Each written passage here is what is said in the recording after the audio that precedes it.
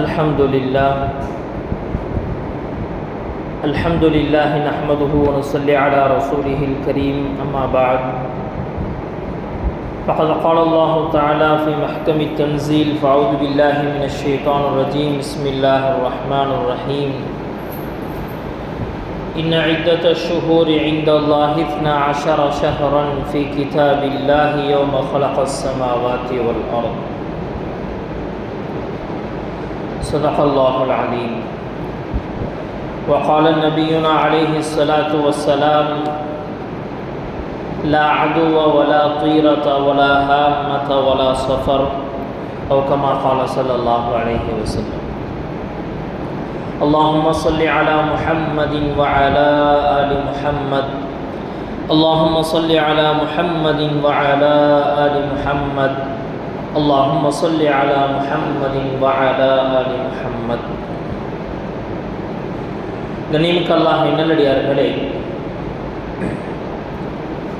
மனிதனுக்கு ஏற்படக்கூடிய நஷ்டமும் இழப்பும், அதன் மூலமாக ஏற்படக்கூடிய பயமும், அதற்கு அடிப்படை காரணமாக இருப்பது மனிதனுக்குள் இருக்கக்கூடிய நம்பிக்கை குறைவுதான். இந்த நஷ்டத்தினாலும் அதே போல இழப்பினாலும் ஏற்பட்ட இந்த பயத்தின் காரணமாக உருவான நம்பிக்கை குறைவு பின்னால் வரும் காலங்களில் அதுவே ஒரு மூட நம்பிக்கையாக மாறிவிடுகிறது. இதை புரிகிற மாதிரி சொல்கிறதா இருந்தால் இப்படி சொல்லலாம், உலகத்தில் படைக்கப்பட்ட எல்லா படைப்புகளும் எனக்கு நஷ்டத்தையும் தர முடியும், லாபத்தையும் தர முடியும் அப்படிங்கிற நம்பிக்கை ஒருத்தர் வச்சிருக்கிறார். அப்படின்னு சொன்னால் உலக வஸ்துக்களின் மூலமாக கிடைக்கக்கூடிய லாபத்தை அவன் எவ்வளோ பெருசாக கருதுவான், அதையே கடவுள் என்பதாக வணங்க ஆரம்பித்து விடுவான். அதிலிருந்து கிடைக்கக்கூடிய நஷ்டம் அது இவனுக்கு பயத்தையும் இழப்பையும் ஏற்படுத்தி தருவதால் என்ன செய்யறான்னா, ஒன்று அதை பார்த்து பயப்படுறான், அல்லது என்ன செய்யறான்னு சொன்னால் அதை துர்பாக்கியமாக கருதுகிறான். அதை பார்த்தாலே என்ன அப்படின்னு சொன்னால் இது கெட்டது அப்படின்னு சொல்லி நினைக்க ஆரம்பித்து விடுகிறான். இந்த சிந்தனை அப்படிங்கிறது இன்றைக்கு நேற்று உருவான சிந்தனை அல்ல. அதாவது எனக்கு ஏதாவது ஒரு மூலமாக நஷ்டம் ஆகுது அப்படின்னு சொன்னால் அடுத்து என்ன செய்யறான்னு சொன்னால் அதை பார்த்தாலே ஒரு வெறுப்பாக இருக்கும், அதை பார்த்தாலே கொஞ்சம் வெறுப்பாக இருக்கு. இது எந்த அளவுக்கு இது மேலே போச்சு அப்படின்னு சொன்னால், நபிமார்களை பார்த்து கூட என்ன செஞ்சாங்க மக்கள் இப்படி சொன்னாங்களா, இவர்கள் வருவதே ஒரு துர்ச்சகனம் என்பதாக சொன்னாங்க. இவர்கள் வருவதே ஒரு துர்ச்சகனம். ஹரத் மூசா அலைஹிஸ்ஸலாம் அவருடைய கூட்டம் அவர்களை பார்த்து என்ன செய்கிறாங்க, இந்த மாதிரி சொல்கிறாங்க, ஃபைதா ஜாஅத்ஹுமுல் ஹஸனத்து காலூ லனா ஹாதிஹ் வ இன் துஸிபுஹும் ஸய்யிஅத்துன் யத்தய்யரு பிமூஸா வ மன் மஅஹ். அவங்களுக்கு ஏதாவது நல்லது கிடச்சிருச்சு, ஃபரோனுடைய அந்த கூட்டத்தார்களுக்கு ஏதாவது நல்லதுன்னு ஒன்று வந்துருச்சுன்னு சொன்னால், இதெல்லாம் எங்களுக்கு சொந்தமானதான், நாங்கள் தான் இதற்கு அதிகம் தகுதி பெற்றவர்கள் அப்படின்னு சொல்லி என்ன செய்வாங்க, இது எல்லாம் எங்களுக்கானதுன்னு சொல்லுவாங்க. ஏதாவது நஷ்டம் ஏற்பட்டுருச்சு அல்லது சோதனைகள் வந்துச்சு அப்படின்னா உடனே என்னன்னா இதுக்கு எல்லாத்துக்கும் இவங்க தான் காரணம். மூசா கூட இருக்கிறாங்க தெரியுங்களா, இந்த மூமின்கள் ஃபிரௌனை ஏற்றுக்கொள்ளாமல் நம்முடைய கடவுளை விட்டுட்டு வேறொரு கடவுளை ஏற்றுக்கிட்டாங்கல்ல, இதுதான் காரணம், இதுதான் நம்முடைய நஷ்டத்துக்கு காரணம், இதுதான் நம்முடைய சோதனைகளுக்கு காரணம்.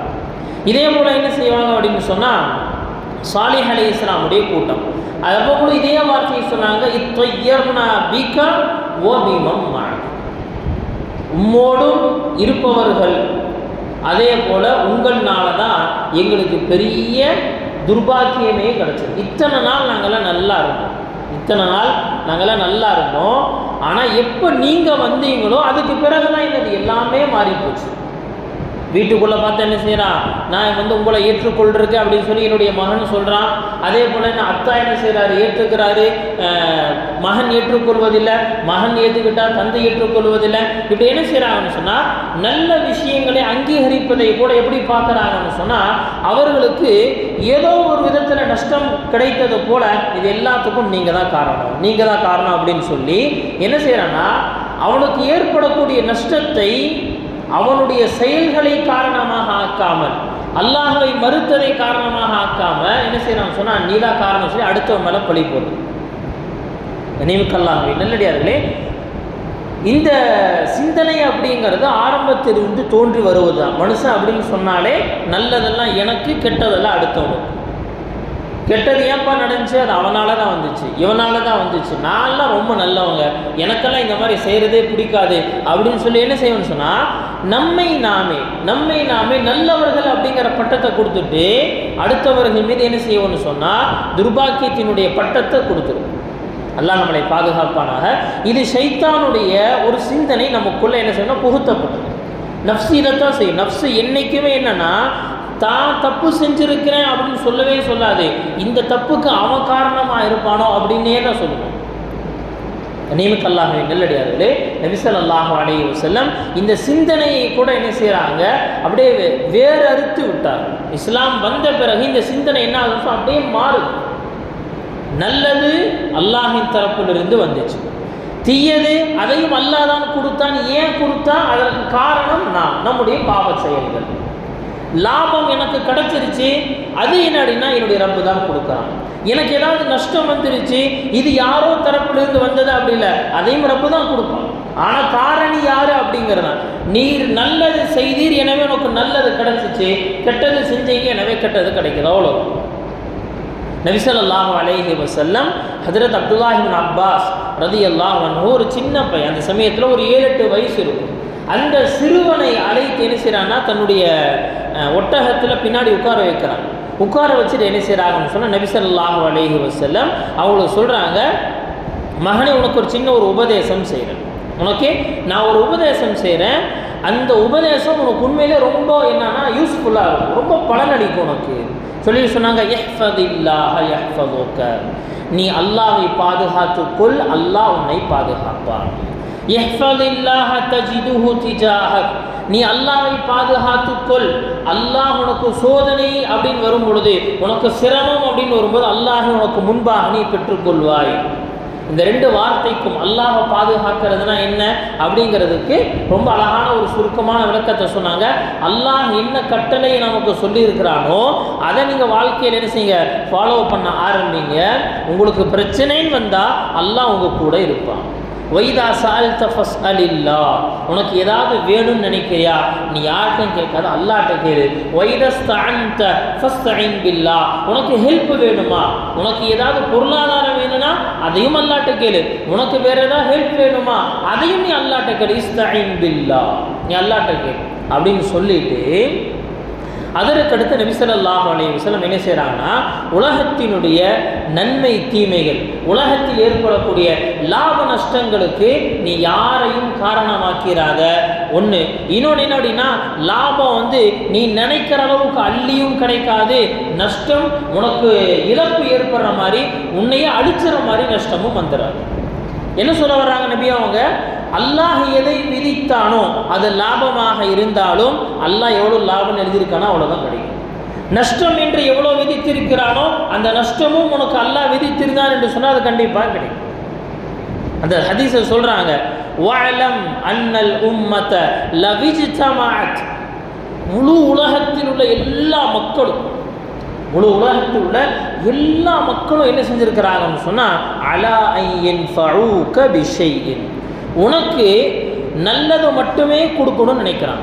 அதாவது ஒரு ஊருக்காரங்க சேர்ந்து ஒரு வீட்டுக்கு ஹெல்ப் பண்ணுறது அப்படின்னு ஒன்று இருக்குது, ஒரு ஊரே சேர்ந்து ஹெல்ப் பண்ணுறது அப்படின்னு ஒன்று இருக்குது, அதே மாதிரி ஒரு கவர்மெண்ட் சேர்ந்து ஒருத்தருக்கு ஹெல்ப் பண்ணுறது அப்படிங்கிறது, இதையும் தாண்டி அன்னல் உம்மத லவிஜ்தமஅத், இது சாத்தியமே கிடையாது. ஒரு கால் இது சாத்தியப்பட்டுருச்சு, ஒரே ஒரு நபருடைய உதவிக்காக எல்லாரும் என்ன செஞ்சுட்டாங்க, இவருக்கு ஹெல்ப் பண்ணி ஆகணும், உதவி செஞ்சாகணும் அப்படின்னு எல்லாருமே வந்துட்டாலும் நபி அவங்க சொல்கிறாங்க, எல்லாம் வந்துட்டாங்க, உனக்கு பெருசாக கிடச்சிரும் அப்படின்னு நினைக்காதப்பா. லம் யன்ஃபஊக இல்லா பிஷைஇன் கத் கதபஹு அல்லாஹு லக். அல்லாஹ் உனக்கு எவ்வளோ நல்லது கிடைக்கணும் அப்படின்னு எழுதியிருக்கானோ அவ்வளோதான் கிடைக்கும். அதாவது எனக்கு என்னன்னா, ஒரு பெரிய டெண்டர் எடுத்துட்டாரு, எல்லாத்தையும் அடித்து போட்டு என்ன செஞ்சுட்டாரு, ஒரு பெரிய டெண்டரை என்ன ஒரு அரசியல்வாதி கிடச்சிருச்சுங்கிறனால எல்லாத்தையும் நீ வளைச்சு போட்டுருவ அப்படியெல்லாம் நீ நினைக்காது. கொஞ்ச நாள் அது உனக்கு சொந்தம் இல்லாமல் போயிடுது, உன் பேரில் அது எழுத முடிய மாட்டேங்குது, வேறு ஏதாவது பினாமி வைக்க வேண்டியது இருக்குது. அவன் என்ன செய்யறான், கொஞ்ச நாள் அவன் அதை எப்படி தூக்கிட்டு போகிறது அப்படிங்கிற அதை பார்த்துக்கிட்டு இருக்கிறான். எல்லாமே ஒன்று சேர்ந்து உனக்கிட்ட வந்துட்டாலும் உனக்குன்னு எவ்வளோ கிடைக்கணுமோ அவ்வளோ மட்டும்தான் கிடைக்கும். அதற்கடுத்து சொல்கிறாங்க, ஒலவிஜித்தமாழு. அதே மாதிரி என்ன செஞ்சானா, எல்லா மக்களும் என்ன செஞ்சாங்க, ஒன்று சேர்ந்துட்டாங்க. அலா ஐயதுர்ரூக பிஷைஇன், எல்லாரும் சேர்ந்து உனக்கு தீங்கு கொடுக்கணும், உன்னை எப்படியாவது துவம்சம் பண்ணிடணும், அழிச்சிடணும் அப்படின்னு நினைக்கிறாங்க.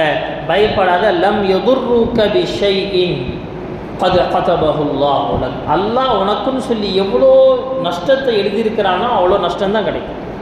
உனக்கு தீங்கு வரணும். இந்த உலகத்தில் முஃமினை பொறுத்த வரைக்கும் லாபம் அதுவும் நல்லது, சில சமயத்தில் தீங்கு ஏற்படுது அதுவும் நல்லது. இதான் ஒரு முஃமினுடைய பார்வை, ஒரு முஸ்லீமுடைய பார்வை. ஏன்னா உலகத்தை பொறுத்த வரைக்கும் எல்லாமே மாறி மாறி தான் வரும்.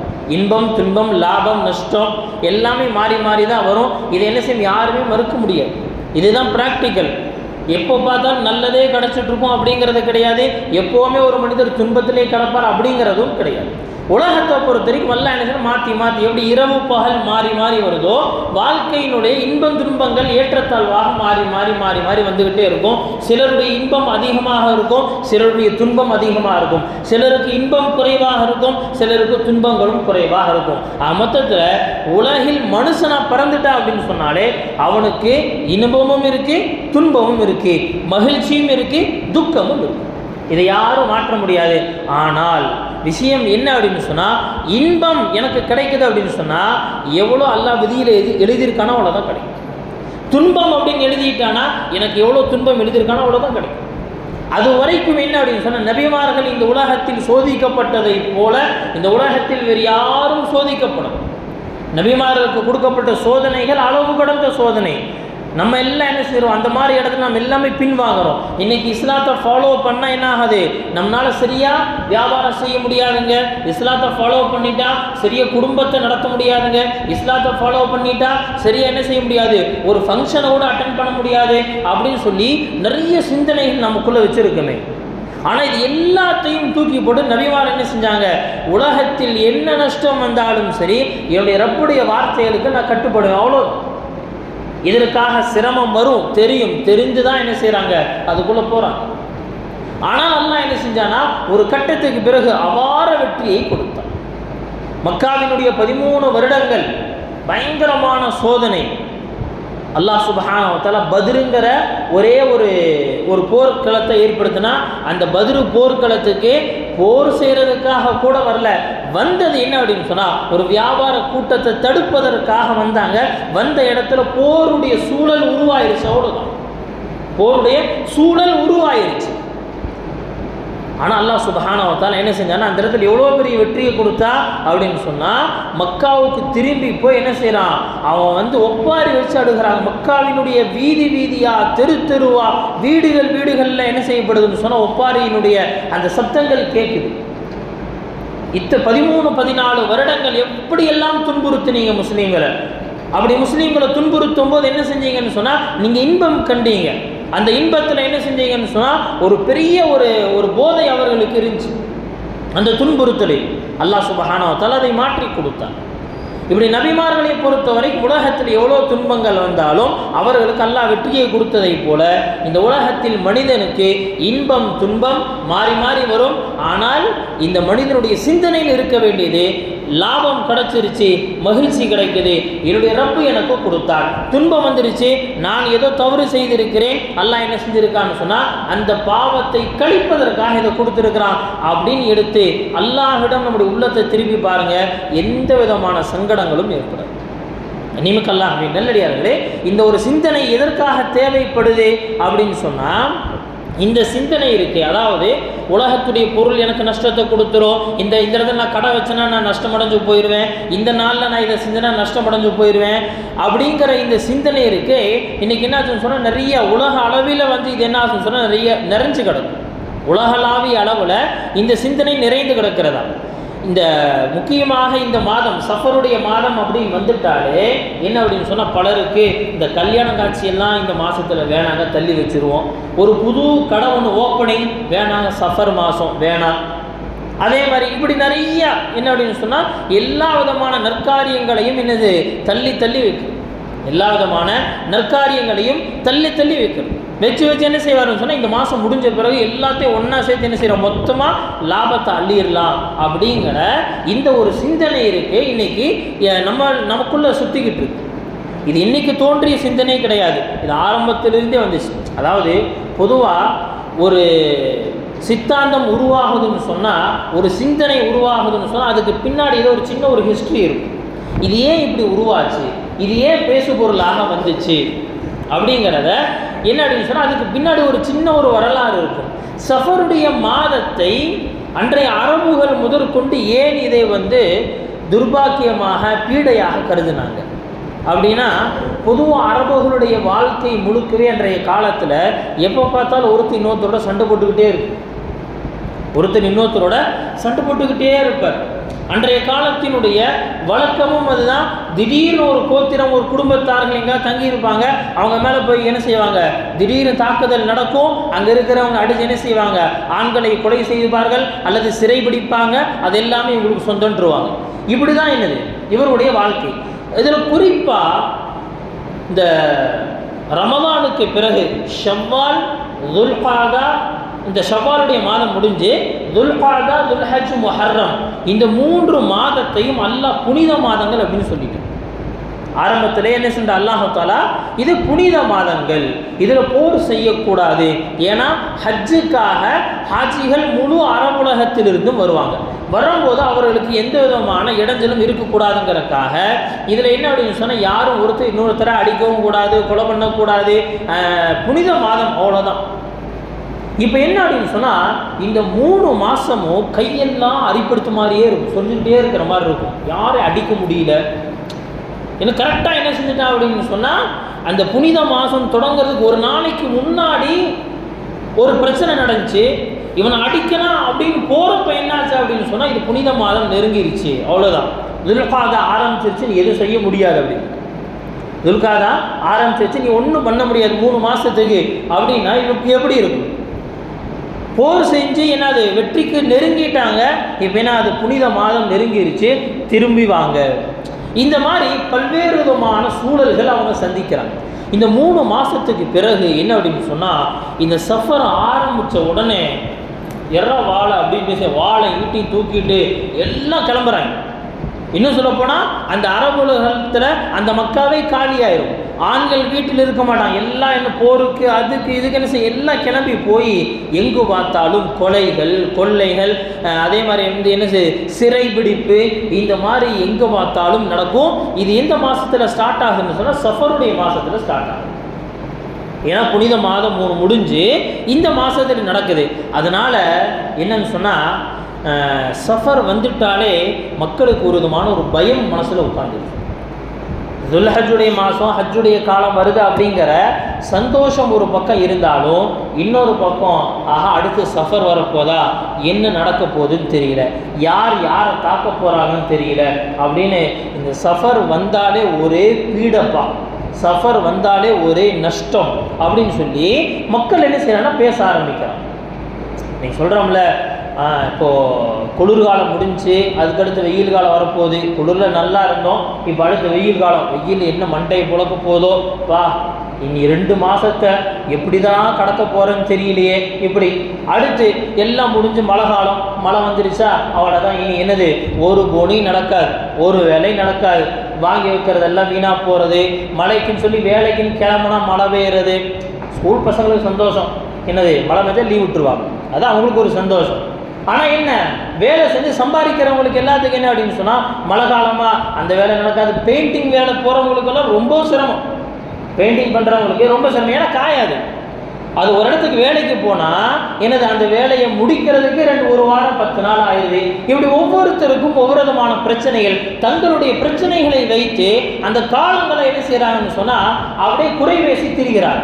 இவ்வளோதான். இப்படி சரி, மழை காலம் முடிஞ்சு அடுத்து குளிர்காலம் வருது, குளிர்காலம் வந்துருச்சா அவ்வளோதான்ப்பா. சரி, காத்தடிக்கிற காலம் வருது, காத்தடி காலம் வந்துருச்சா இனி என்னது, எந்த துணியும் என்ன செய்ய முடியாது, சாதாரணமாக காய போட்ட முடியாது. அது பொம்பளை பிரச்சனை. என்னது, கிளிப் இல்லாமல் எங்கேயாவது போட்டுட்டா அப்படின்னு சொன்னால் தூக்கிட்டு போயிடும்.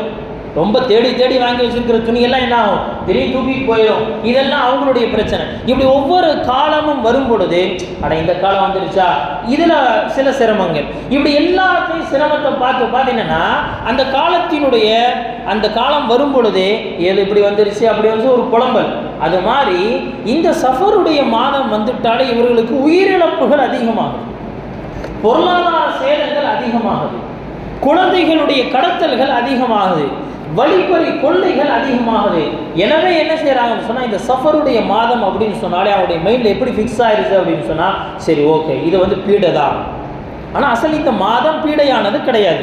அரபுகள் இந்த வேலையை செஞ்சுட்டாங்க. அதனால என்ன அப்படின்னு சொன்னா அது அப்படி மாறிடுச்சு. இஸ்லாம் வந்த பிறகு எப்போ இஸ்லாம் உள்ள வந்துருச்சோ நபி ஸல்லல்லாஹு அலைஹி வஸல்லம் மக்களுடைய இந்த சிந்தனைகளை என்ன செய்யறாங்கன்னு சொன்னா களை துடிப்பதற்காக நிறைய சுபகாரியங்களை அந்த சஃபருடைய மாதத்துல செய்யறாங்க. அதுல எல்லாத்தையும் விட ஆக சிறந்தது என்ன அப்படின்னு சொன்னா, தன்னுடைய மகனுடைய நிக்காகவே என்ன செய்யறாங்கன்னு சொன்னா அதே சஃபர் மாசத்துல வைக்கிறாங்க. அதுக்கெல்லாம் ஒரு துணிவு, ஒரு தைரியம் வேணும். மக்கள் எல்லாம் என்ன செய்யறாங்க, பேசிக்கிறாங்க, இது மோசமான நாட்கள் ஆச்சு, இது பீடையான மாசமாச்சு அப்படின்னு சொல்லி என்னென்னமோ பேசிக்கிறாங்க. ஆனால் ஒரு இறை நம்பிக்கையாளர், ஒரு மூமினுடைய உள்ளத்துல லாப நஷ்டத்தை தருபவன் அல்லாஹ் அப்படிங்கிறது ஆணித்தரமாக இருக்கு. மா அஸாப மின் முஸீபத்தின் ஃபில் அர்தி வலா ஃபிஸ் ஸமா, இந்த உலகத்திலும் வானத்தில் இருந்து அதே போல பூமியிலிருந்து வரக்கூடிய எந்த நஷ்டமாக இருந்தாலும் சரி, எந்த நல்லதாக இருந்தாலும் சரி, எல்லாமே ரப்பின் தரப்பிலிருந்து வரும். அவ்வளவுதான். இந்த நம்பிக்கை ஆழமா இருக்கு. நபி அவர்கள் தன்னுடைய மகள் ஹஜ்ரத் ஃபாத்திமா ரலியல்லாஹு அன்ஹா அவர்களுடைய நிக்காவை என்ன செய்யறாங்கன்னு சொன்னா இதுல தான் செய்யறாங்க. அதே போல இந்த இஸ்லாத்தினுடைய மிகப்பெரிய திருப்பு முனையாக இருந்த ஹிஜ்ரத்துடைய பயணம், மக்காவிலிருந்து நபி அவங்க மதீனாவுக்கு தப்பிச்சு போறாங்க, ஹிஜ்ரத் செஞ்சு போறாங்களே, இந்த ஹிஜ்ரத்துடைய துவக்கமும் இதே சஃபருடைய மாசம், இதே சஃபருடைய மாதம். அல்லாஹுடைய ஏற்பாடு. அல்லாஹ் என்ன செய்யறான், இது எல்லாத்தையும் நிகழ்த்தி காட்டுறான், இது எல்லாத்தையும் அல்லாஹ் நடத்தி காட்டுகிறான். எதுக்குன்னு சொன்னா சிந்தனைகளில் இருந்து என்னது லாப நஷ்டம் அப்படிங்கிறது ஒரு மாதம் சார்ந்ததோ அல்லது என்ன நபர் சார்ந்ததோ இடம் சார்ந்ததோ கிடையாது, மாறாக உங்களுடைய ரப்பின் தரப்பிலிருந்து தான் கிடைக்குது அப்படிங்கிறத புரிய வைப்பதற்காக அல்லாஹ் இதெல்லாம் செய்யறான். இன்னும் சொல்ல போனா ஹஜ்ரத் ஆயிஷா ரலியல்லாஹு அன்ஹா சொல்றாங்க, என்ன நபி ஸல்லல்லாஹு ஜாஹிலியாவுடைய காலத்துல வந்து பாத்தீங்கன்னு சொன்னா ஷவ்வாலுடைய மாதம் எப்படி இந்த சஃபர் மாதத்தை வந்து பீடையாக நினைச்சாங்களோ அதே போல இன்னொரு மாதமான ஷவ்வாலுடைய மாதம், ரமதானுக்கு பிறகு வரக்கூடிய அந்த மாதம் இருக்கு, அதையும் இப்படிதான் நினைச்சாங்க. ஹஜ்ரத் ஆயிஷா ரலியல்லாஹு அன்ஹா சொல்றாங்க, இது மக்கள் எந்த மாதத்தை பீடையாக கருதினார்களோ அதே மாதத்தில் தான் என்னை நபி அவர்கள் திருமணம் செய்தார்கள். நபி அவங்க ஹஜ்ரத் ஆயிஷா ரலியல்லாஹு அன்ஹா அவர்கள் திருமணம் செய்யும் பொழுது அவர்களுக்கு வயது, அதாவது ஆயிஷா ரலியல்லாஹு அன்ஹா அவர்களுக்கு வயது 6, பருவ வயது 8. அதனால என்ன செய்யலன்னு சொன்னா திருமண வாழ்க்கைக்குள்ள அவர்கள் வரல, திருமணம் செஞ்சுட்டாங்க, தன்னுடைய தகப்பனுடைய வீட்டிலேயே தான் இருக்கிறாங்க. மீண்டும் என்ன செய்யறாங்க சொன்னா அவர்கள் பருவ வயதை அடைந்து திருமண வாழ்க்கைக்கு கணவனோடு உள்ள வரக்கூடிய அந்த மாதமும் எது அப்படின்னு சொன்னா எந்த மாதத்தை மக்கள் பீடையாக கருதினார்களோ அதே மாதத்தில் தான் நபி அவர்கள் எங்களுடைய திருமண வாழ்க்கையை நாங்கள் தொடர்ந்தோம்.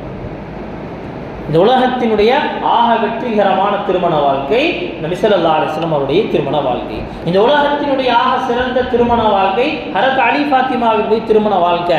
நம்ம என்ன செய்யறோம், நிக்காவுடைய துவால கேட்கிறோம்ல, நிக்காவுடைய துவால என்ன செய்யறாங்க, அலி ஃபாத்திமாவை போல வாழ வேண்டும். ஹஜ்ரத் நபி ஸல்லல்லாஹு அலைஹி வஸல்லம் அவர்களும் ஹஜ்ரத் ஆயிஷா எப்படி வாழ்ந்தாங்களோ அது மாதிரி வாழணும். அப்போ சஃபரில் அதே மாதிரி என்னது அந்த பீடைத்தனமான மாதம் எதை மக்கள் நினைச்சாங்களோ அதில் செஞ்சு அவர்கள் நஷ்டமடையும்.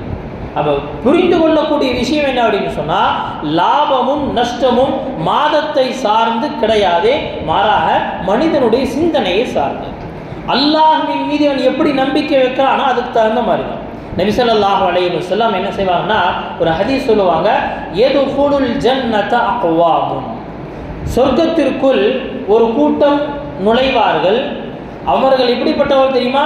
அஃஇதத்துஹும் மிஸ்ல அஃஇதத்தி த்வைர், பறவைகளின் உள்ளத்தை போன்று அவர்களுடைய உள்ளங்கள் இருக்கும். பறவைகளுடைய உள்ளத்தை போல அவருடைய உள்ளம் இருக்கு. சஹீஹ் முஸ்லிம்ல வரக்கூடிய ஹதீஸ். இந்த ஹதீஸினுடைய விரிவுரையாளர்கள் எழுதுறாங்க, அது என்ன பறவைகளுடைய உள்ளத்தை போன்று உள்ளம் சொன்னாங்க. பறவைகளிடத்தில் இருக்கக்கூடிய நிறைய நற்குணத்தில் ஒரு குணம் என்ன அப்படின்னு சொன்னா, பறவைகள் அல்லாஹ்வின் மீது அளப்பரிய நம்பிக்கை வைக்கும். வீட்டை விட்டு கிளம்பும் போது என்ன கிடைக்குமோ அப்படின்னு சொல்லி நிராசையோடு கிளம்பாது, என்னுடைய ரப்பு எனக்கு உணவளிப்பான் அப்படிங்கிற நம்பிக்கையோடு கிளம்பும். அதனால தான் நபி ஸல்லல்லாஹு அலைஹி வஸல்லம் ஒரு ஹதீஸ் சொல்லுவாங்க, லவ் அன்னக்கும் ததவக்கலூன கமா தவக்கலத் த்வைர் கமா யதவக்கலுத் த்வைர் லருஸிக்தும். அதாவது ஒரு பறவை எப்படி அல்லாஹ்வின் மீது நம்பிக்கை வைக்கிறது, ஹக்க தவக்குலிஹி, அல்லாஹ்வை எப்படி நம்பணுமோ அந்த மாதிரி நீங்கள் நம்பிக்கை வைத்தீங்கன்னு சொன்னால் நீங்கள் எப்படி உணவளிக்கப்படுவீர்கள் தெரியுமா? உங்களுக்கு எப்படி ரிஸ்க் கிடைக்கும் தெரியுமா?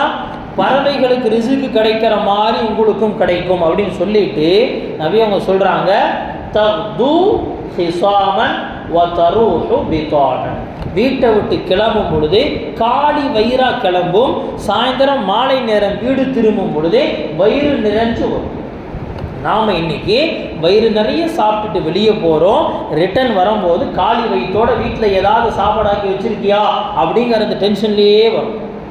உள்ளே நுழையும் போது என்னது சாப்பாடு ஆயிடுச்சா அப்படின்னு, உள்ளே நுழையும் போது என்னது பசி, ஏன்னா அது நம்மளை இப்படி வாட்டுது. அல்லாஹ் தஆலா என்ன செய்யறான், பறவைகளுடைய வாழ்க்கையினுடைய அந்த விஷயத்தை அப்படியே திருப்பி வச்சிருக்கா. போகும்போது காலி வயிற்றோட வீட்டில எல்லாம் எதுவும் சேமிச்சு வைக்கிறது, அதுக்காக சேமிச்சு வைக்கக்கூடாதுங்கிறது கிடையாது.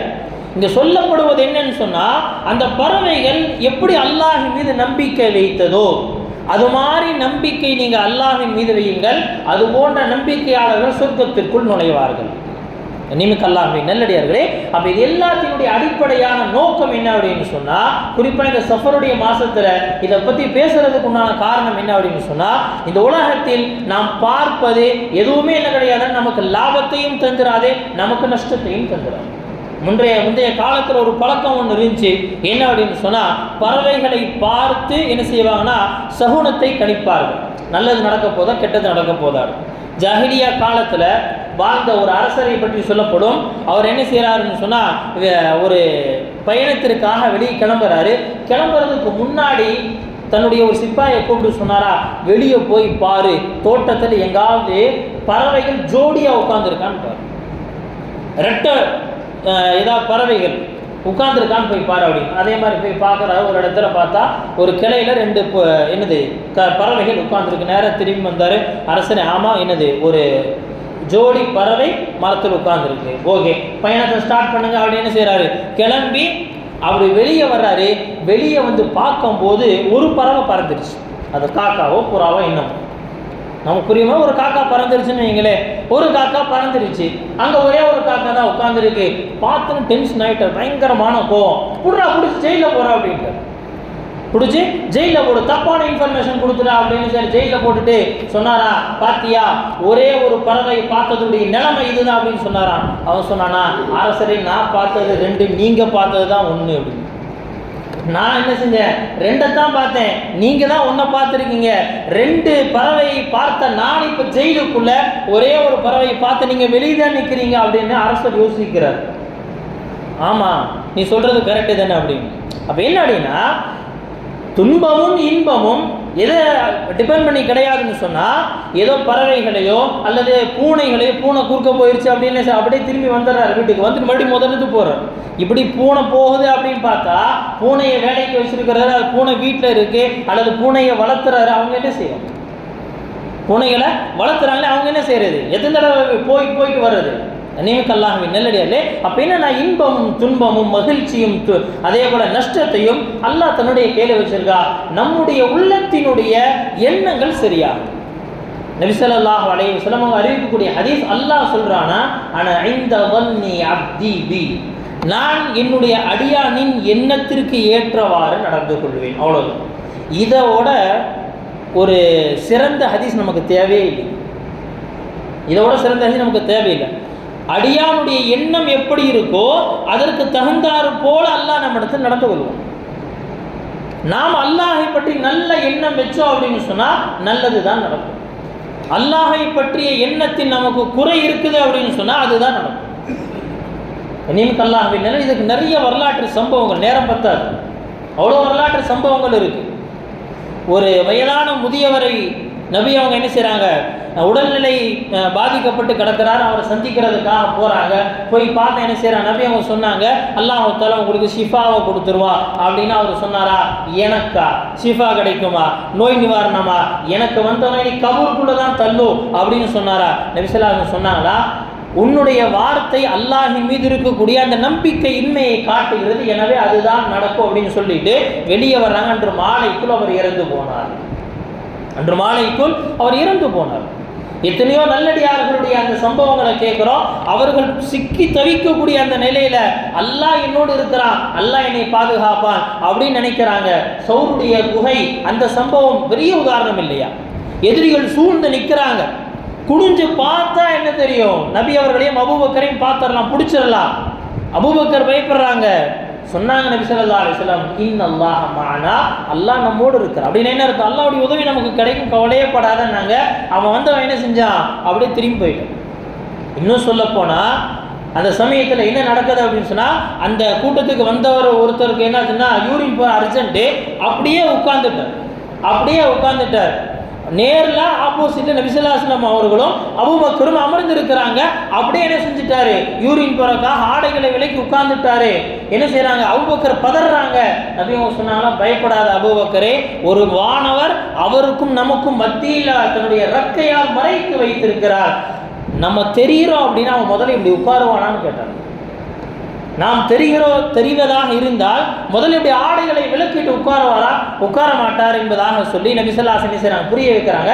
அப்போ என்ன அப்படின்னா, எந்த இக்கட்டான சூழல் வந்தாலும் அல்லாஹினை கைவிட மாட்டான் அப்படிங்கிற அந்த நம்பிக்கை தான் என்ன செய்யணும்னு சொன்னால் நம்முடைய வாழ்க்கையில் மகிழ்வை தரும். எந்த மூடத்தனமான நம்பிக்கைகளும் நம்மளை என்ன செய்யணும், அழிவுக்கு தான் போகும். எனவே அல்லாஹ் மேலே நம்ம நம்பிக்கை வைப்போம். அல்லாஹ்வின் மீது நல்லெண்ணம் கொள்பவர்களை அல்லாஹ் சுப்ஹானஹு வ தஆலா கண்டிப்பாக இந்த உலகத்தில் மகிழ்ச்சியாக்கி வைப்பான். அப்படிப்பட்ட அல்லாஹ்வின் மீது நல்லெண்ணம் கொண்ட நல்லடியார்களாக அல்லாஹ் நம் அனைவரையும் ஆக்கிருள்வானாக. வாஹிரு தஅவானா அல்ஹம்துலில்லாஹி ரப்பில் ஆலமீன்.